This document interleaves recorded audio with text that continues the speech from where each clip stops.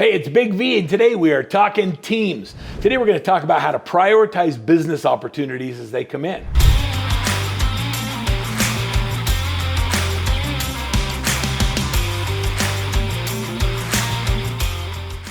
You know, in real estate, I like to say that the deal of the century comes around once a week. And that's really true. It seems like if you have to make a decision today, then it's probably not the right decision. Taking your time and thinking about it, or actually waiting for the information to all come together before you make a decision, is usually the best move.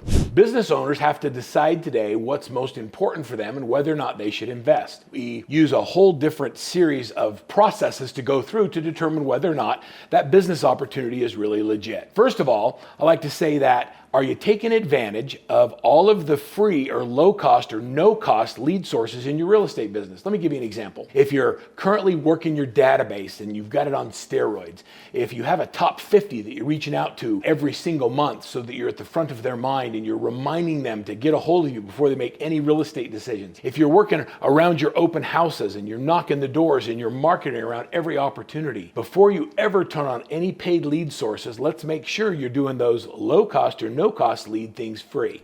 The next thing is when a lead source comes in and you're trying to determine whether or not it's the right thing to do, we always like to say, okay, who did it come from? Who is the person that you truly respect and admire that recommended this to you? Or is it just a spam call or an email, or you saw somebody at a show? If it doesn't come from a highly recommended source, then we go to our next source, and that's this. As a Workman success coaching client, we actually have in our contracts that we don't want our clients to make a buying decision over $250 without clearing it with their coach. There's a reason for that. It's because the coaches are plugged into a network, we call it the wisdom of our crowd, of high-performing agents all over North America that use pretty much every kind of lead source you can imagine. So if you're thinking about buying a particular program or a lead source, all you do is check with your coach. If the coach doesn't have firsthand knowledge, then the coach will plug into the wisdom of our crowd, come up with who's using it, whether or not that is really working well, and then come back and give you the feedback you need to turn it on. The next is you have to understand that when we make any decision for any lead source, we always want to get a 6-time return on that investment. What I mean is if you spend $1,000 a month on any particular lead source, I expect you to get $6,000 back in return. So if you start by spending, let's say it's $500 a month, and you get a 6x return, it's okay to go to $1,000. If you keep getting a 6x return, then go to $2,000. If you keep getting a 6x return, we've got clients that will spend as much as $10,000 or $15,000 a month on lead sources because they can validate and prove a 6x return. If you have lead sources in your arsenal today and you're trying to make a decision on whether or not to add new ones, I would first go back and look at the ones you're currently paying for and ask this question: am I getting a 6x return? If not,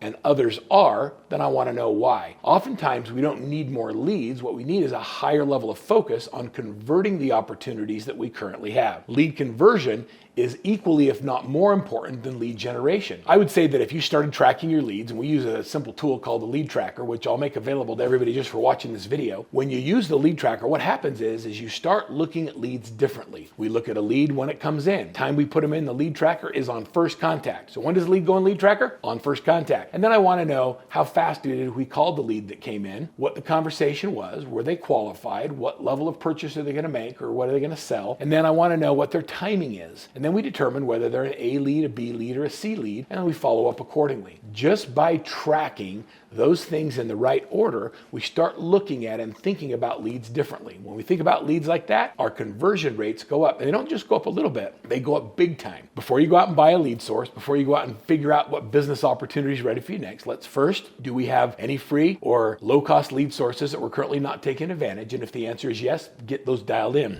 Next, is it coming from a trusted resource? And then the next one is ask your coach or go back to the wisdom of the crowd and let's find out whether or not that really does give you the highest return on time. Okay, so as a leader, as you're trying to prioritize, we use this process. Oftentimes you'll hear about me talk about it in some of our other videos. We use this process called AGILE. And the AGILE is how we make a list of all of the things on our backlog that we'd like to add to our business. Before we ever start turning them on and adding them to our business, we use this process of prioritizing. It looks like this. First and foremost, we put money-making activities first on the AGILE. Defining a money-making activity means if I do the activity, will it generate revenue? If the answer is no, it's not a money-making activity. If it's getting ready to make money, but it's not actually the money-making activity like prospecting or like open houses or like door knocking or geographic farming, working for sell by owners or expireds, if it's not any of those specific things, we don't put it on the list first.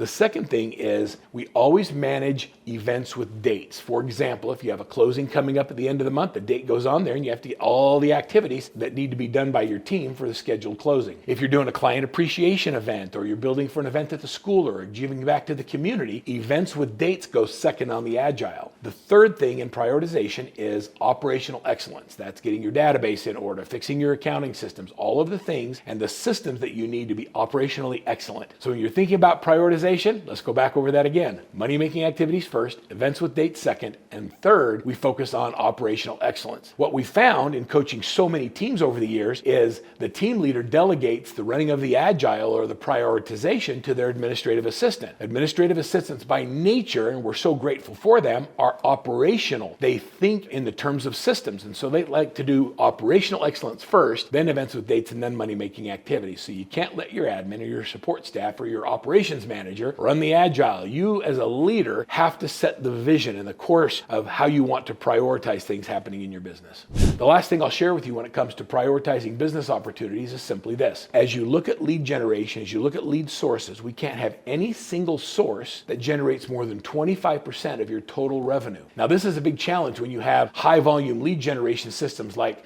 Sync or Boomtown or KV Core or even Zillow. We have clients that have been on Zillow or Zillow Flex where it becomes so much of their business that they stop focusing and doing all the other pillars of income. So let's just say that 70% of your revenue comes from a source like a Zillow or Zillow Flex. All Zillow has to do is say that you fell below their minimum criteria, and then overnight they can turn your leads off. I've seen teams of 100 agents go to zero in less than a day because their lead sources got completely turned off, and the team knew that they couldn't sustain the level of volume.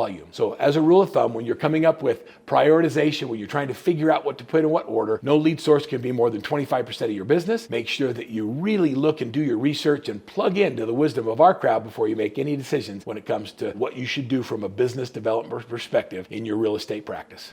Don't forget to click on the link below to get a copy of our free lead tracker, the entire lead tracking system, and a video on how to use it. Lead tracking makes all the difference. It's not that there's not a better system to use. It's that when you follow the Workman Success Lead Tracker, it's that you learn to think about leads differently. So just do it my way for the next 60 days, and then we'll run that same program in your CRM.